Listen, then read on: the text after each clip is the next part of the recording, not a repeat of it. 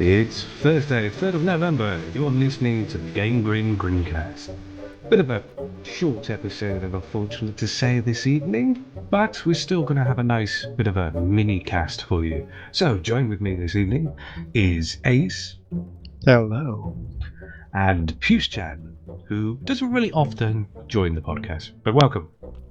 Hello. Thanks for having me. Hey! Well, we're happy for you to join us because I don't know what if everyone's either ill. I'm a bit ill, but I don't know whether it's because people got other better things to do, which is for shame on them. There's nothing better than the GrinCast. I was going to say, surely not. Exactly. There's nothing better than the GameGrin GrinCast. Well, let's jump straight into the news. We've got a couple of pieces to talk about. Incidentally, both are from 2K Interactive, which they seem to be rolling in the money right now because they've made an announcement that GTA 5, which everyone seems to love, has now sold over 70 million copies across the course of its release since 2013. That's insane. That is. It is pretty crazy. At this point, you've got to imagine that there's actually not that many people that don't own it. Yeah, you sort of think about that. Okay? The amount of people I know who have played, like either played GTA 5 or own like multiple copies. So I'm a bad offender for it because I bought it on the PS3 when it came out. I bought it on the PS4 when it came out, and then I bought it on the PC. So I'm part of the problem. Yeah, me too. It has kind of helped that it's been released on 5 platforms. Yeah, that's one of the big substantial things about how many copies they've sold is because of that. What other games are there? Like, I can understand with the early releases, the like PS3 games, people making their transition over to the PS4 or Xbox One. They had a lot of deals where it was like, oh, buy the PS3 version, you get the Xbox One, the PS4 version for cheaper. But this never happened with GTA 5. It came out way after it's the launch of the new gen consoles, and it's just like, here's a better version. Go buy it again. Or PC gamers, here you go. You can finally play it. Yeah, I think a big thing about it was, it's been out on console for so long, and but they're putting in more music tracks and a first-person mode. Yeah, it wasn't just a port. They did make some good improvements over it because they did the whole comparison videos and everything like that. But that was expected, to be honest with you. Yeah, I mean, I was actually quite surprised at how well done the first-person view was implemented. It was really good, but yeah, like we say, I am part of the problem. I had it on PS3 and then got it on PC when that was released. 9 months to a year later. And then 2 years later, wasn't it? In fact, it was actually, yeah. Yeah, it was. And then I got it on console as well. I got it on Xbox One, so it's definitely an odd one. I'm not really sure what the compelling factor for repurchasing it was either, really, that many times. Well, the campaign mode's really well made. There's plenty to do. A nice big open world that was just full of stuff. I think it was mostly, when you look at how massively popular the multiplayer is, you're going to have people who've been playing it on PS3, and they did say that they let you transfer your character to the new version. So it was a case of people were going out buying PS4s, and they want the best, don't they? GTA 5 out on PS4. I want that. I'll transfer my character over, and that's one of the main reasons, because that is bringing in so much money for them. It's ridiculous.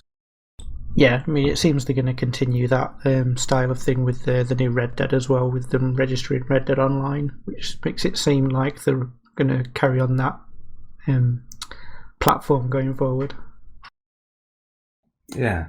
I mean, I can imagine with Red Dead being pretty much the same sort of, it's going to be Red Dead Online and it's going to be the same open world sort of things, but the previous one sort of already had that already. I definitely enjoyed Red Dead Online more than GTA Online. I can't get into it. I don't understand that the massive hype around GTA Online. It's fun. Like, they've added in the stunt mode, which is a lot of fun, but the loading times are awful. The servers are a bit shit. and I don't see the popularity. It's just me. Yeah, the main issue for me with GTA 5 is that as they've added stuff to the online through all these updates, the loading times have increased, and they're getting pretty ridiculous now.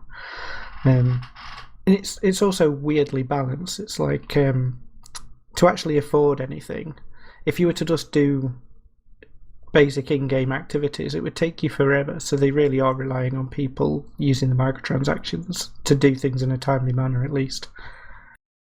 Well, that's why they discount it 30% and then add on a shark card, which adds on 30%. Yeah. It's all about that money. Yeah.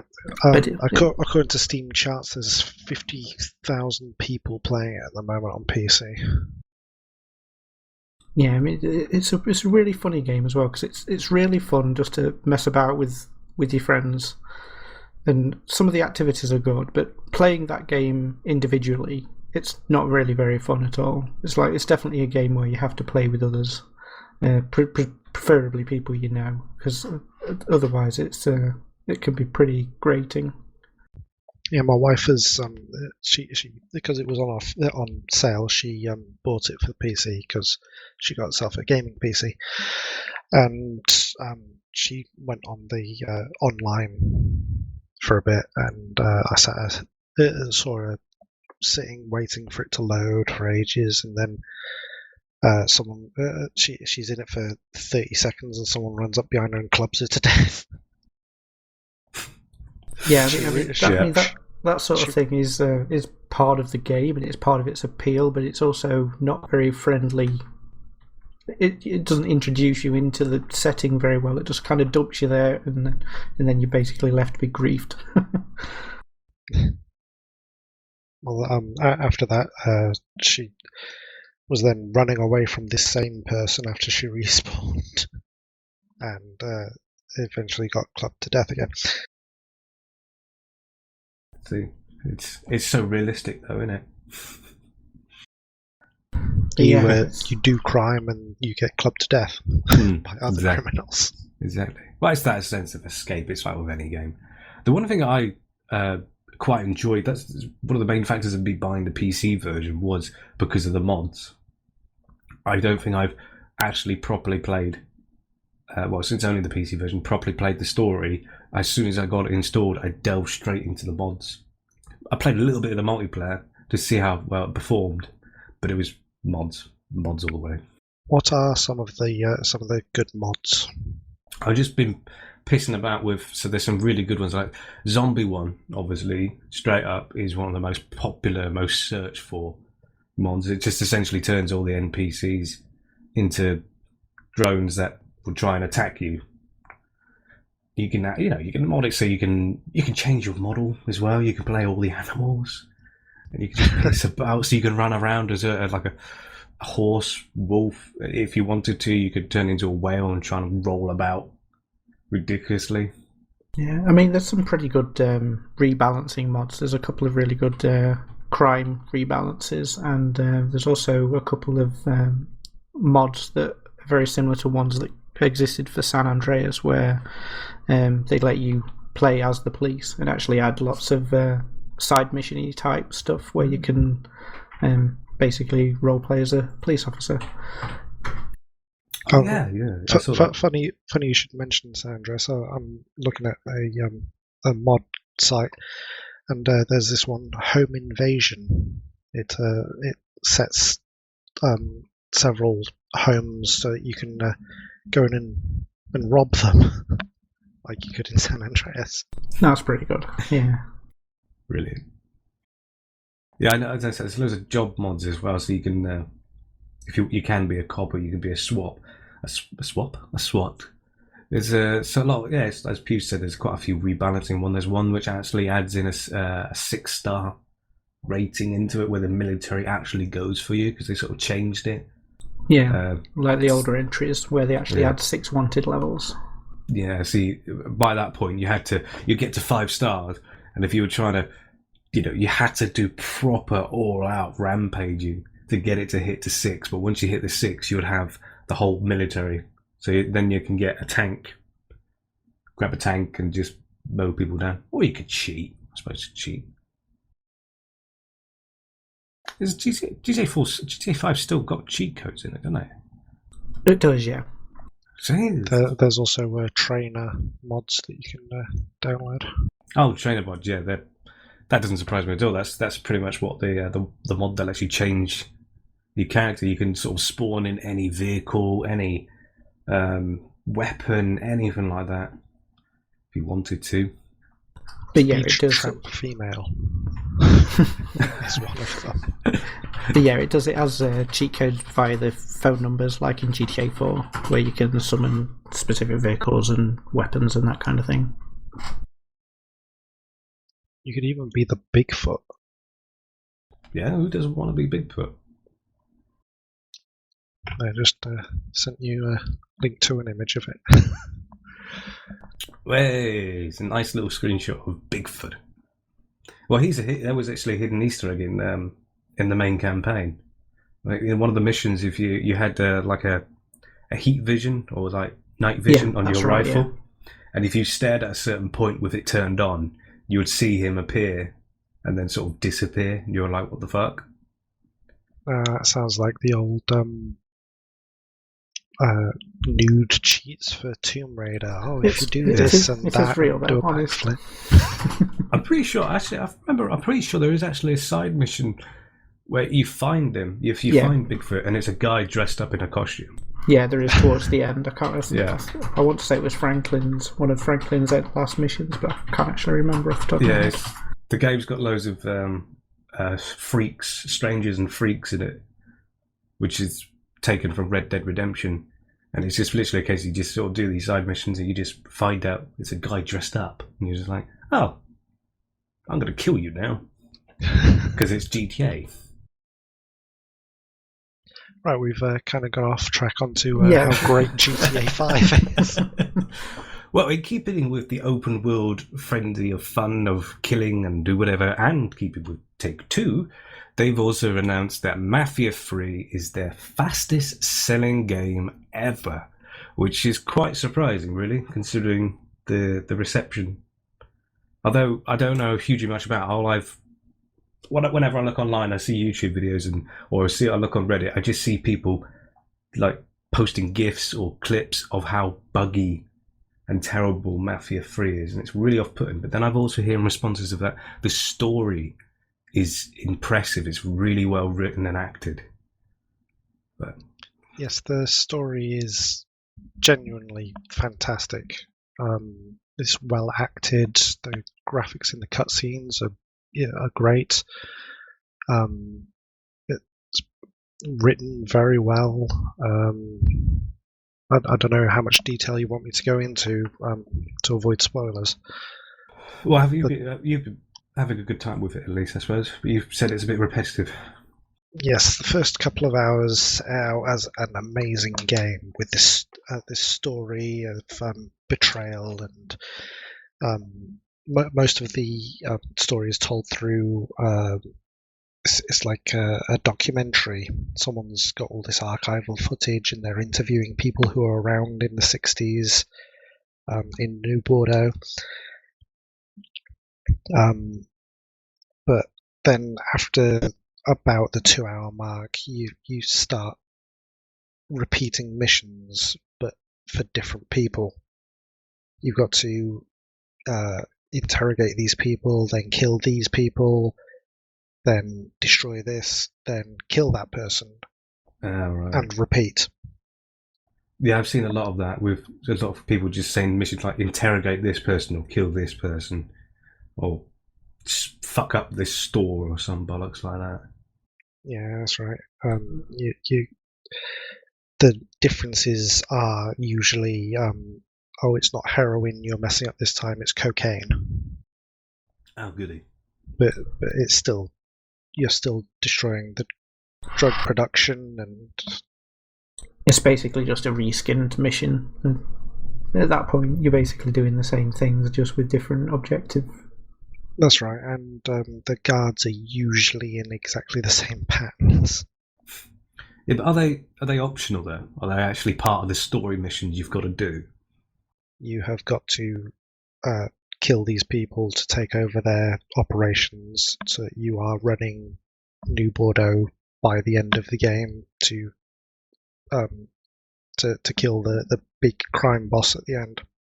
Ah. See, it wouldn't be so bad if it was optional content, but if it's kind of enforced, then that makes it really noticeable. There are optional parts, because to take down, say, the brothel, you have to free the prostitutes and steal the money that they've been saving, get rid of the pimps, or you could just rescue all the prostitutes from the brothel, or you could leave them and kill the pimps, or you can do all of it. But that's as far as your options go.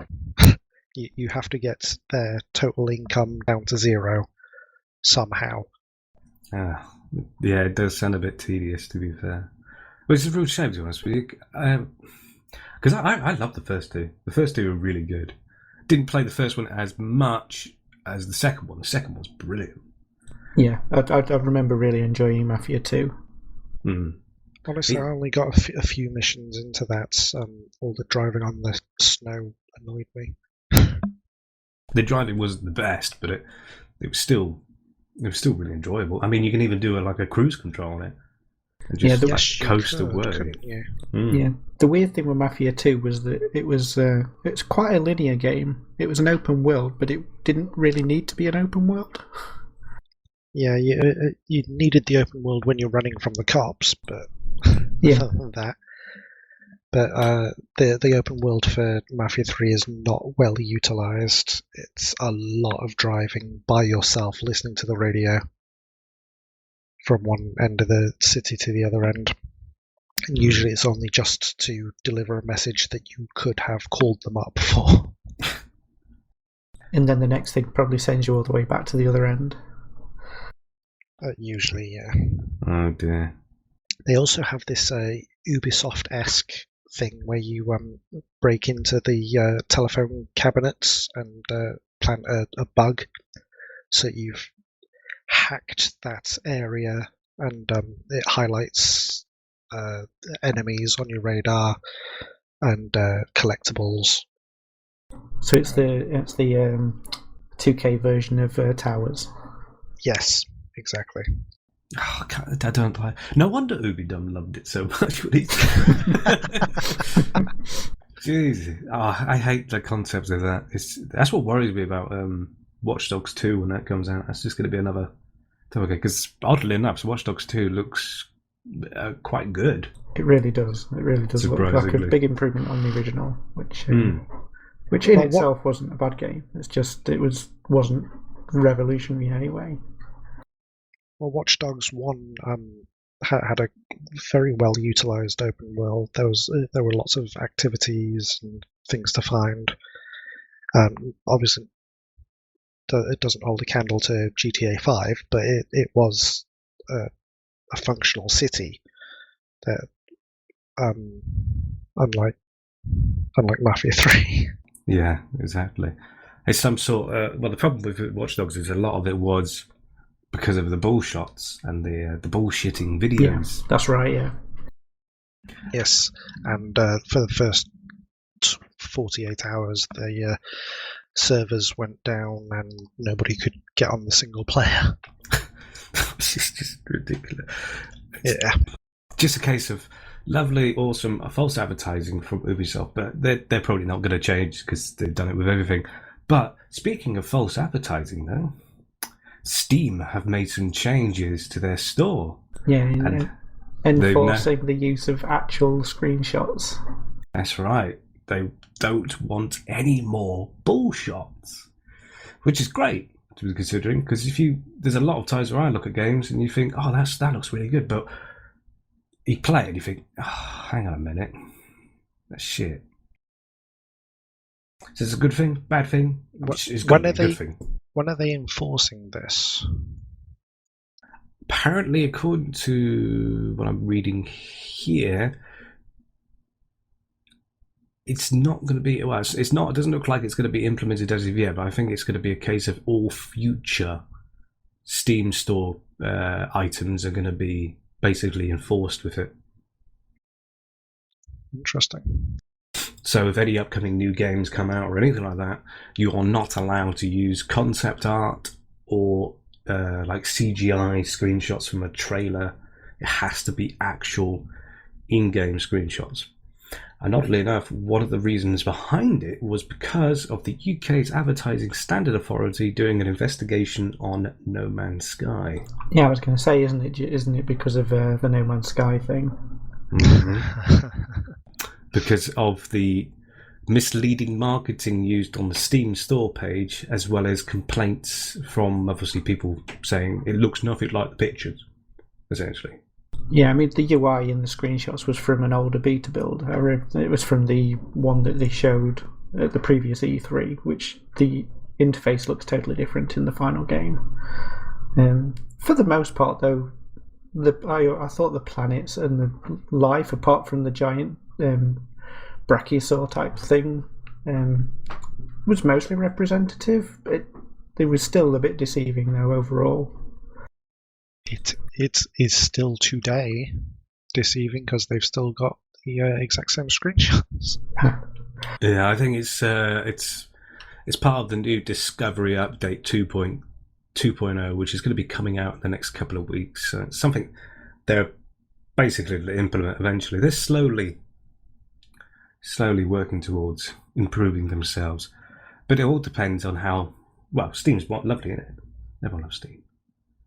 But swiftly moving on to something else more interesting, which I'm now actually jumping out some news because my brain's finally starting to work because I'm drinking coffee. But have you heard about what Facebook are now doing? Facebook have announced their own PC client for games. Yes, that's very odd. I can't quite wrap my head around it. Isn't it based around you can now play Facebook games without being logged into Facebook? Yes, it's called Gameroom and is essentially a PC client for Facebook games. Like I don't know. I don't play Facebook games. Well, a lot of Facebook games are Flash based and sort of run inside the browser. So I'm assuming it's just sort of a client that sort of extracts them out, so you can play them without having a browser open as well. I've just gone to facebook.com/Gameroom, and you can install it now, and it will give you access to things such as Cooking Mama, Shadow Kings, Willy Wonka, and the Chocolate Factory slots. Oh dear. Bubble Witch Saga 2. So yeah, it looks like it's just making discovery of games and things a bit easier. See, what annoys me with the news and the media these days is Facebook make this client for Facebook users and Facebook fans who like their web games and they just want to play it on a... It's like, you remember years ago you had those shitty websites that had Flash games and they were like, oh, download this program and you can access all these games, or they were included on demo discs or along those lines, like those clients. And they were just basically crappy games, like point-and-click games, or they were puzzle games. That's essentially what this is, but from Facebook. And they're saying it's a Steam competitor. Yeah, when it's really not aimed at the same market at all. It's not. Okay, fair enough. Granted, it's probably going to have like Friends integration with it, which Steam doesn't have. Steam doesn't have a Facebook integration, but so what? People, Facebook users don't go about their way with that. Along the same lines, Dovetail Games, creator of a number of simulator games, are creating their own Steam competitor. Sorry, yeah. Facebook Gameroom competitor. Yeah, it's interesting because their argument is kind of sound in that they're saying that a lot of people that play simulators, like Train Simulator or Flight School or their upcoming Flight Sim, are potentially people that aren't necessarily gamers and don't really play other PC games, so they might not be aware of that mainstream audience, and it's a way of kind of tying them into a community in a way that they perhaps wouldn't normally have encountered, which is kind of interesting. At least there is kind of a logical thought process there. I see what you mean. Yes, that's interesting. Because they're kind of saying that the crossover's not necessarily there, because people that play Sims tend to only play Sims, or at least those heavy enthusiasts don't tend to play other games.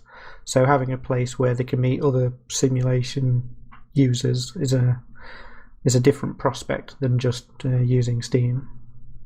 Yeah, I like that. I mean, would that include? Because if you look, you've got all the farming simulators, you've got the forklift driver simulator. Is it those ones, or is it the flight simulators? Yeah, at the moment, they're saying it's for their flight, rail, and fishing sims. So it's train sim, Dovetail Flight School, presumably the Steam version of FSX, although they haven't stated that. And presumably Euro Fishing, I think that's by them as well. So I think it's the initial idea is to be sort of like a forum for their group of games, but that they're planning on opening it up, I think. That's the impression I got from them. Well, it would also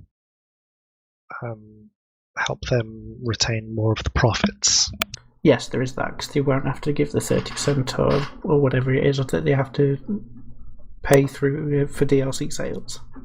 Yes, and then they're if they, for instance, released DLC for £2, then they're not only getting £1 for it. Yeah, I'm all for that. Yeah, because I mean, I think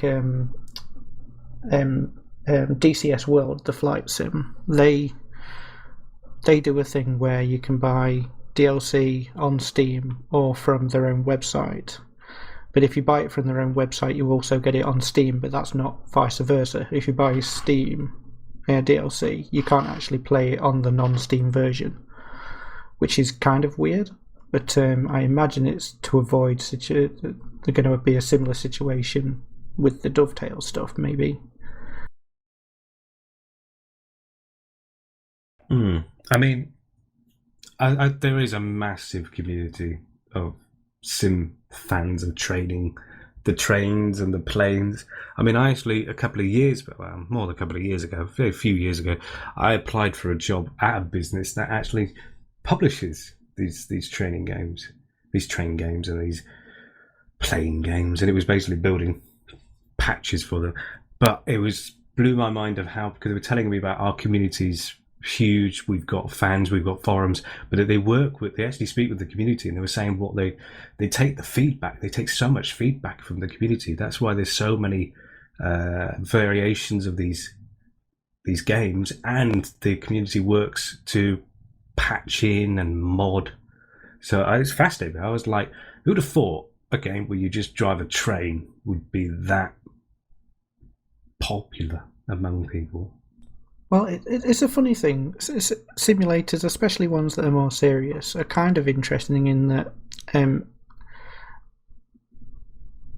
it's a different kind of experience to a normal game, in that the more serious things like Flight Sim, it's like you look at Microsoft Flight Sim X, it's over a decade old now. Well, I think it's a decade old, just over.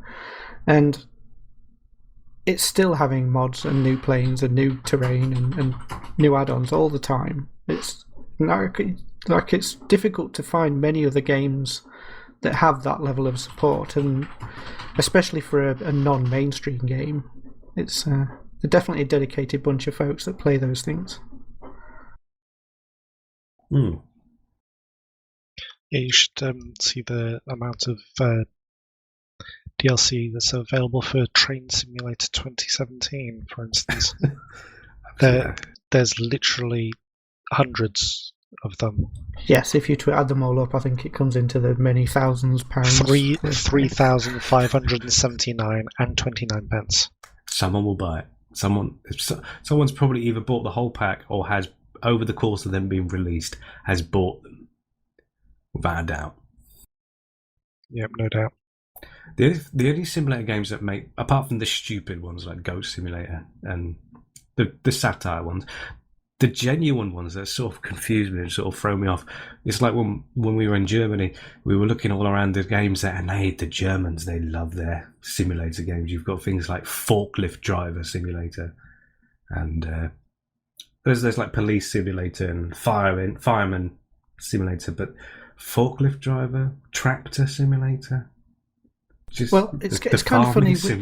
With some of them, it's like I found when I was playing Farming Simulator, is that it's surprisingly relaxing. It's like it's not particularly taxing, but it's really good stress relief. If you're really fed up or really you've just had a bad day, you just want to chill out for an hour and just stick the in-game radio on or even the console's radio on and just do something for an hour, and it's quite relaxing. It's a weird thing. It's just confused. It's just made me think, like, just imagine a guy who's been in the office all day, just working tirelessly, doing the accounting, doing the office work, that sort of thing. He just wants to go home, relax, and play Forklift Simulator.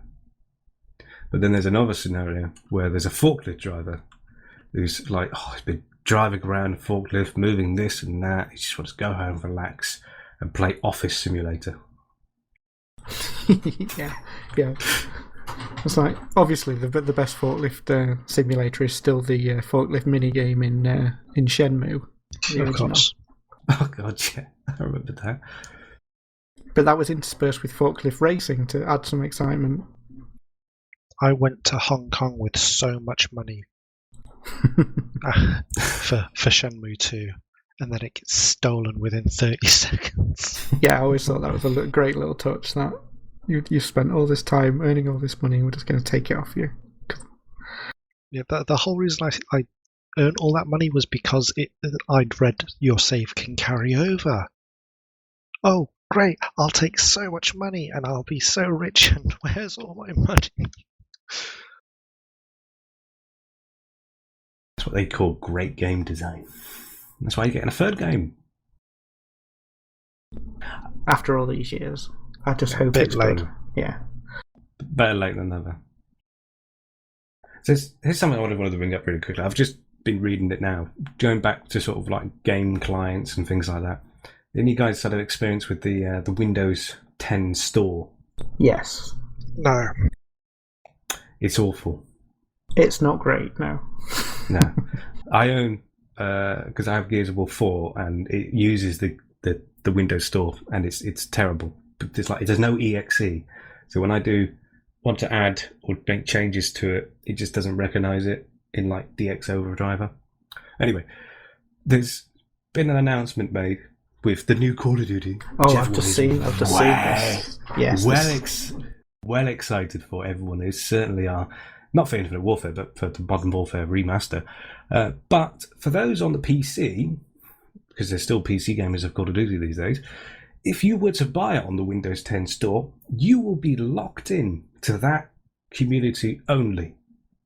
You will not be able to play with Steam users or any user at all. It would be so if you buy it from the Windows 10 store, they've made this long list of like a little questionnaire thing, because a lot of people think, it's on the Windows 10 store. Maybe it's a Play Anywhere game. So if I buy it here, I could play on the Xbox One. Nope. Oh, okay, maybe I'll play with my other friends who bought it on Steam. Nope. If you buy it on Windows 10 store, you're locked in playing against the Windows 10 users. Oh. Anyone who buys it. All three of them. Yeah, it seems a really backwards decision, that. I don't know how that's come about, whether there's some sort of marketing deal in place with Microsoft for that, but that seems a really bad idea to ever purchase that version specifically. I don't understand the logic of Microsoft behind this. Now, the only thing I could suspect, because someone pointed out on some of the screenshots from the store page, it shows, because you could use your Xbox account, and it will still give you achievements. So even though you're locked into the PC version, so you can't play on Xbox One, you can still get Xbox achievements. Yeah.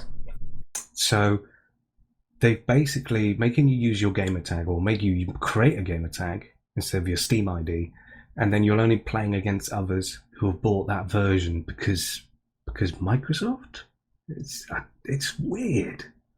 Yeah, it is a bit weird. It's because it's like there was the other game that they kind of did similar to that was the Quantum Break. When Quantum Break came out, they said like if you buy it before such and such a date, you'll get the Xbox One version as well. It's kind of like a pre-Play Anywhere type deal, and that had a shared achievements list. The shared achievements list thing is common for Play Anywhere titles. So say if you're playing Forza Horizon 3 or Forza 6 Apex on PC, then that shares in Forza Apex is a different kettle of fish, but Forza Horizon 3 shares the same achievement list on both. So even if you bought it on Xbox, if you played the Xbox One version, you can't earn the achievements twice. It's a shared list. But it's weird with COD, with that not being a Play Anywhere title. It's like, so you're kind of locked out of getting the Xbox One enjoyment by playing it there, but you're still locked out of getting the achievements if you did end up with an Xbox One version at some point, even though it's not part of Play Anywhere. That's a bit weird. Yeah, I honestly don't understand the logic behind that. There was another thing with Quantum Break where if you bought it from Windows 10 store, it only used DirectX 12 because it was their big advertisement saying, "Oh, check out DX12," and then the Steam version contained DirectX 11 and 12, and that's when performance sites sort of did the testing, the whole comparisons, and sort of realised, hang on a tick, DirectX 12 is a bit shit. It's not that well optimized unless you're on an AMD.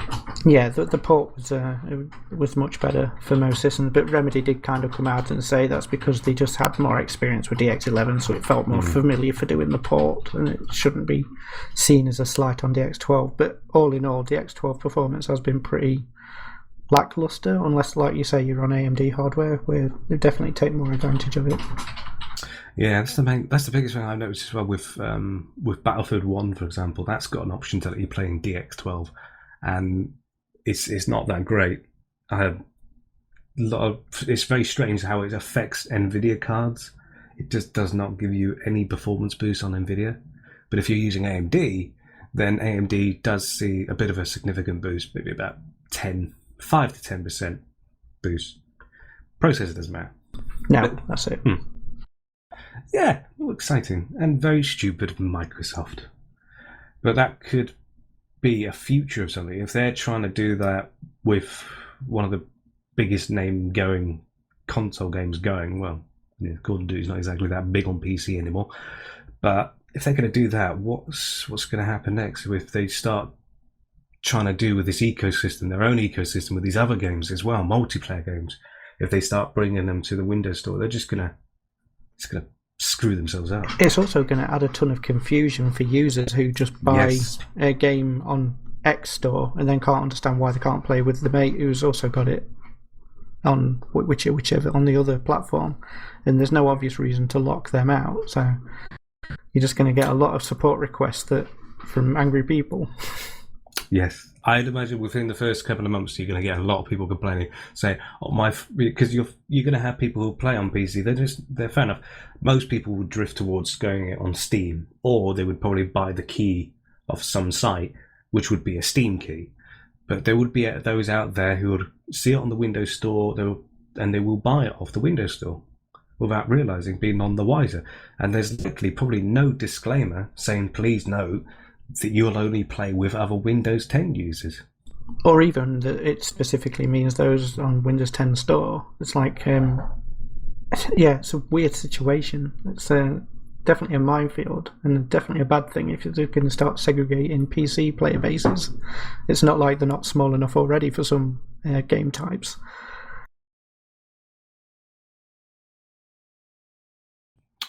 Yeah. I mean, I'm just doing a quick search now. It's not actually on the store. Me too. It's not actually in the store yet. But Batman, the Telltale series is. It comes out tomorrow. Yeah, that's unusual. That's weird. Or if you rush down to game, You can get it at midnight. Yay! No. No. No, okay. I mean, there's been a lot of criticism about the new Call of Duty, as it is every year. A lot of people say it's the same thing over, but this one's quite genuine. A lot of I don't know if you guys you're probably not interested, but a lot of guys.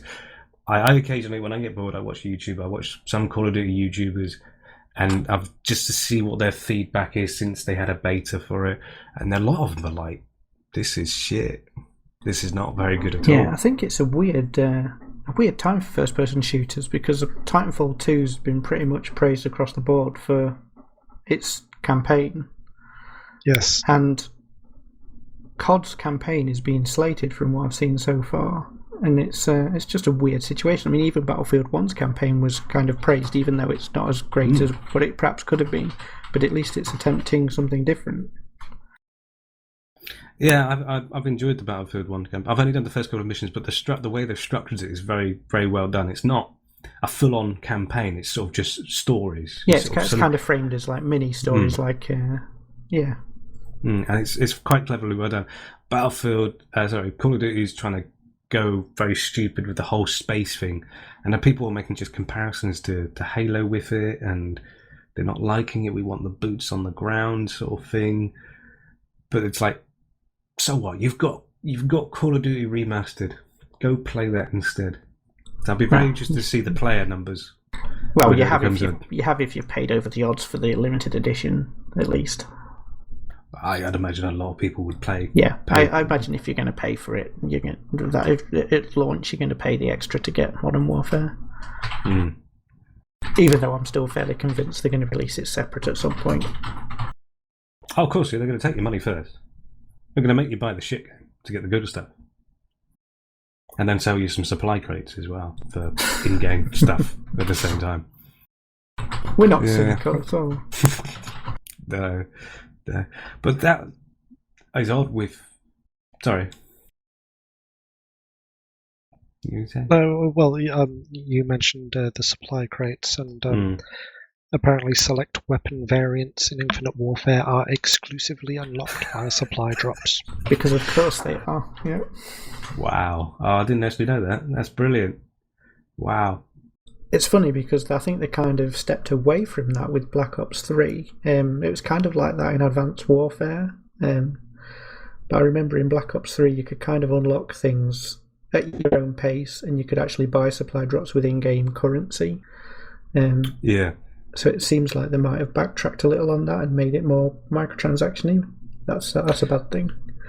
Well, Black Ops 3 sort of started going downhill when they announced the new weapons coming to the game. It wasn't just a case you can own the DLC and you get the weapons. They just included these new weapons to the supply crates, so you could buy supply crates, but you could still earn the credits in game to unlock them, to still have the chance of getting these weapons. But to hear that they're straight up saying no, they're locked out to the supply crates, you've got to buy them, is absolutely absurd and stupid. It's going to be especially interesting actually because EA have come out and said that Titanfall 2's maps and anything that's coming to the game will be free. So we won't get any COD situation where they're selling map packs for Titanfall 2. So that'll be interesting to see how that develops, because I think Titanfall 1, at least on console, did a lot, but I think it had a little mini resurgence once they included the DLC for free.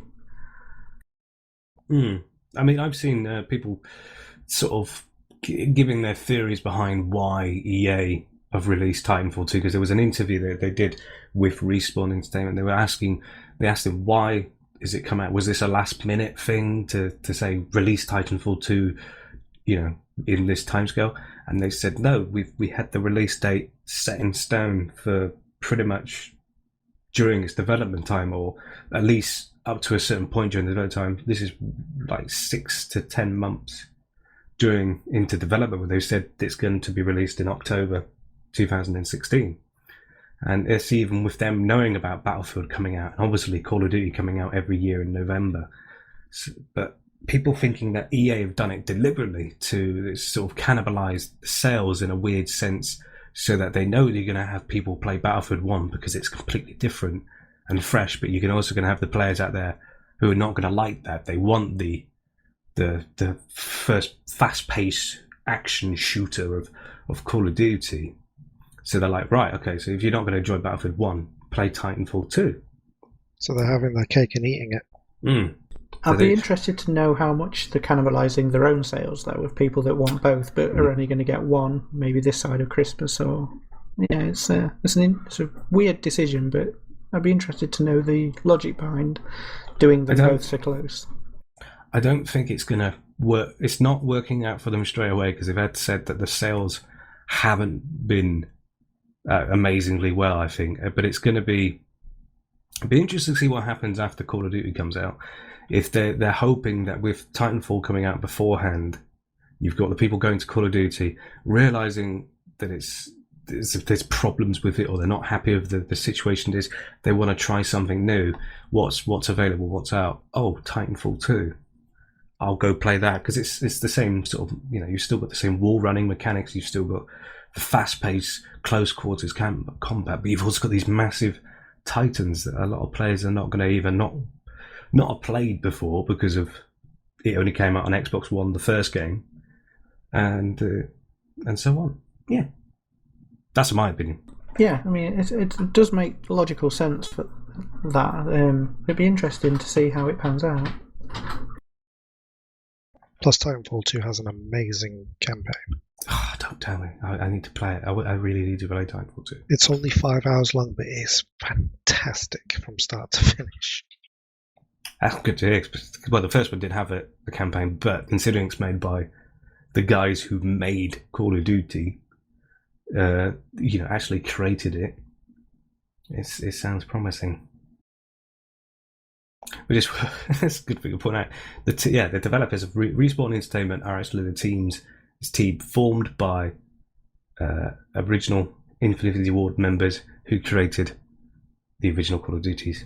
I didn't know that. Yeah, up to and including Modern Warfare 1, and I think they left after 1, didn't they?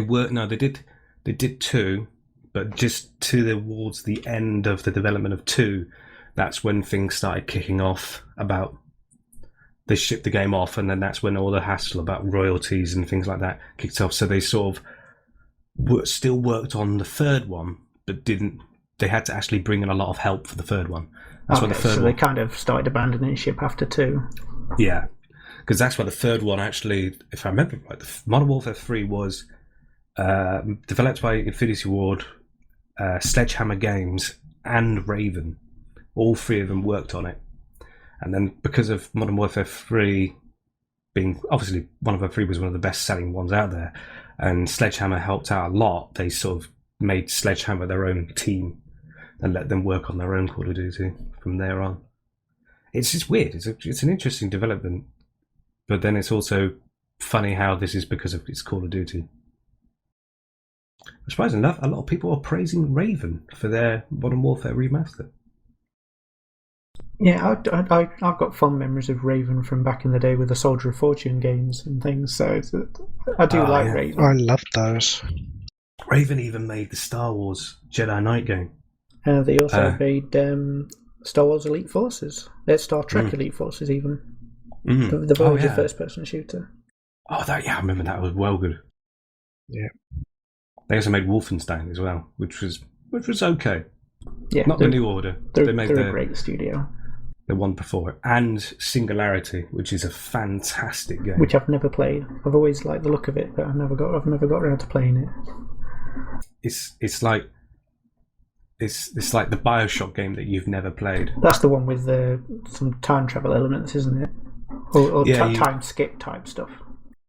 Yeah, you've got this ability that lets you like if there was something like a ladder that had been rusted and collapsed and fallen over, you can sort of de-age it so that it fixes itself, and you can do that on enemies as well. So you can age them, and they just turn into dust. It's quite creepy. Or you can devolve them. If it's a soldier, for example, you can devolve him into like a weird primate creature. It was really good, really good. I only managed to play a couple of hours of that, but yeah, I remember enjoying it. I do like my time mechanics. There was some good moments where you could actually like switch between the times. So because you were in this massive facility, it would be moments where you'd go back, and it would be in the past, and it would be like, or you'll notice the layouts and things like that. And then when it would devolve into the present, you'd think, oh shit, yeah, because you can go into the past to fix something to let you get through somewhere in the future, for example. Very good game. But I think we sort of going off kind of got off kilter there a little bit. Yeah, we have, haven't we? But I know we've had a nice little chat, nice good conversation. But has any of you guys got anything you want to talk? Any news pieces you want to bring up, or just waffle on? Should we waffle on? I've been browsing Reddit trying to find something breaking to talk about, but haven't come across anything. I can't wait for the massive news that might come out tomorrow saying it's official, Call of Duty is dead, or something like that. I wake up in the morning and I'll be like, I do it. Well, I mean, the one thing that Call of Duty, and to a lesser extent other first-person shooters and things, especially on console, have is that there are a lot of people that only buy 2 or 3 games a year, and for them, it's like FIFA sales, isn't it? It's like you get the people that are quite happy to just buy FIFA, and that's their game, and they'll play it absolutely solidly for like a year. Well, that's the fair problem with the year cycle, is it? Cycle, as you said. They buy 2 games a year, and it's like Call of Duty and FIFA.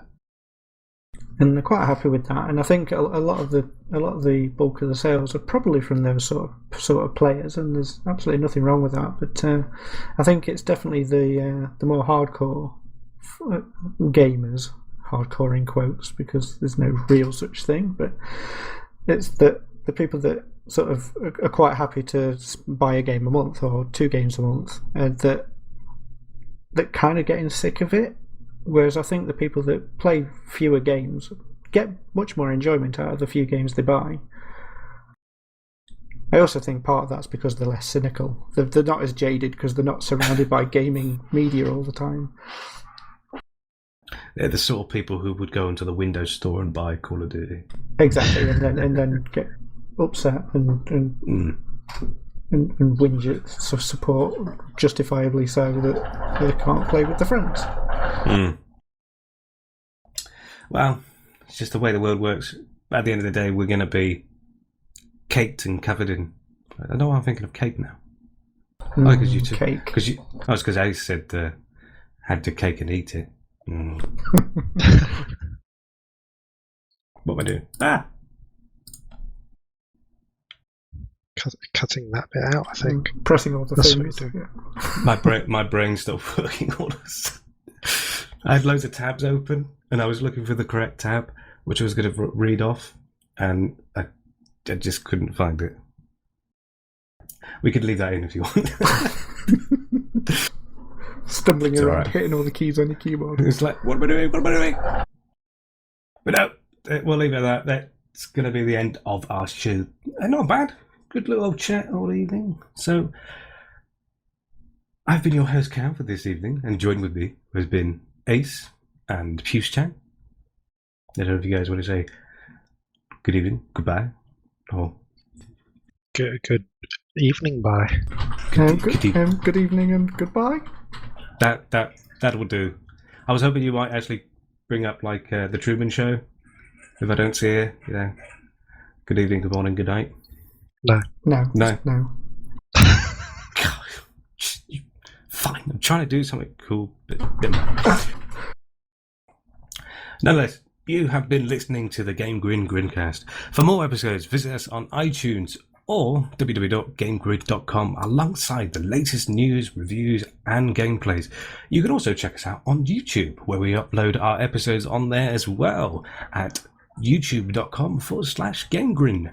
We're also on Facebook and Twitter. Just go ahead and search for GameGrin. Our tweet is at GameGrin, and you can also tweet the GrinCast at GrinCast.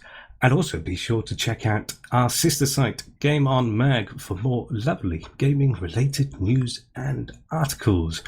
Thanks for listening, and till next time, game on.